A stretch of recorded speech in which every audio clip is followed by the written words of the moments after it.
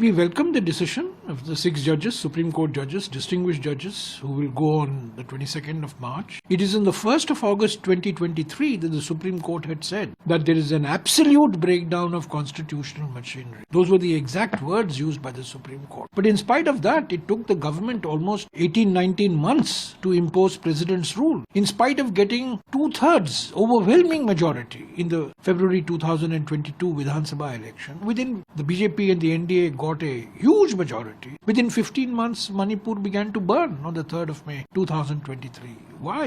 Why 18-19 months after the Supreme Court said that there is an absolute breakdown of constitutional machinery was President's rule? Why did it take 18 months to impose President's rule? Why there was no full-time governor for 6 months? They removed a tribal lady, a distinguished political personality, and they gave additional charge to the governor of Assam. It took them 6 months to appoint after having got rid of the Adivasi lady, distinguished Adivasi lady, tribal lady. And most importantly, why is the Prime Minister still silent on Manipur? He's traveling all over the world. He's a frequent flyer all over the world. But he doesn't have the time to go to Manipur. He goes to Assam. He doesn't go to Manipur. The Home Minister goes to Mizoram, goes to Assam, doesn't go to Manipur. Prime Minister does not meet the political parties, political leaders of Manipur. There is no all-party meeting on Manipur. The pain of Manipur is the pain of India. The agony of Manipur is the agony of the people of India. And I'm glad that the Supreme Court judges are going. And I hope that this would motivate our frequent flyer Prime Minister to go to Manipur. It's a sad commentary on the government of India. It's a slap on the face of the government of India. सरकार को एक संकेत दे रहा है ना, सरकार को एक संदेशा भेज रहा है कि अगर आप कुछ नहीं करेंगे तो हम हैं यहाँ, संविधान की सुरक्षा करेंगे।